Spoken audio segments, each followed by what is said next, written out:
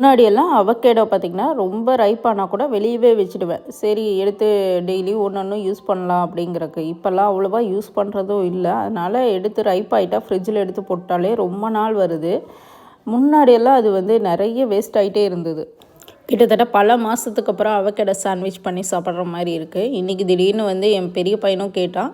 எனக்கும் சாப்பிட்ணும் போல் தோணுச்சு. அதனால் ஆனியன், டொமேட்டோ, அதுக்கப்புறம் கொத்தமல்லி தழை, சால்ட், பெப்பர், லெமன் ஜூஸ் இது எல்லாம் போட்டு நல்லா ஸ்மாஷ் பண்ணிவிட்டு ப்ரெட்டில் அப்ளை பண்ணி அதுக்கப்புறம் தவாவில் டோஸ்ட் பண்ணி எடுக்க வேண்டியதாங்க.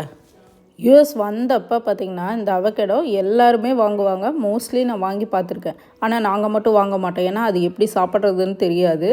அதனாலேயே வாங்க மாட்டோம். அதுக்கப்புறம் கொஞ்ச நாள் ஸ்மூதியாவது ட்ரை பண்ணலாம் அப்படின்ட்டு ட்ரை பண்ணிகிட்டு இருந்தோம். ஸ்மூதி டெய்லி குடிக்க முடியல. என்றைக்காவது ஒரு நாளும் பெருசாக குடிக்க தோணலை. இது என்னென்னா டேஸ்ட்லெஸ் ஃப்ரூட்டாக இருக்கிறதுனால ஒரு லைட் கோகோனட் டேஸ்ட் இருக்கும். அதனால் என்ன பண்ணுறோம், ஸ்மூதியாக பண்ணாலும் சுகர் ஆட் பண்ணுற மாதிரி இருக்கும், இல்லை ஹனி ஆட் பண்ணுற மாதிரி இருக்கும். ஸோ காலையில் சுகராக போட்டு குடிக்கிறதுக்கு நமக்கு பெருசாக இன்ட்ரெஸ்ட் இல்லை. அதனால் சாண்ட்விச்சாக பண்ணி சாப்பிட்லாம் அப்படின்ட்டு ஒரு நாள் இந்த மாதிரி ட்ரை பண்ணாங்க.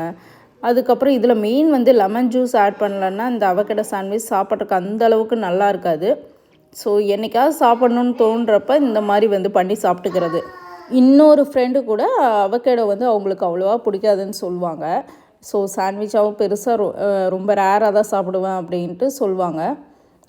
ஆனால் இந்த மாதிரி ஐடியா கொடுக்கும்போது நமக்கு ஒன்று பண்ண தோணுது, பண்ண பிடிக்குது அப்படிங்கிறக்காக மற்றவங்களுக்கு ஐடியா கொடுத்துடக்கூடாது. இது ஃபுட்டுக்கு மட்டும் இல்லைங்க, யாருக்கு ஐடியாவோ சஜஷன்ஸோ இது எது கொடுத்தாலும் யோசிச்சு தான் நம்ம அவங்களுக்கு கொடுக்கலாமான்னு யோசிச்சு தான் கொடுக்கணும்.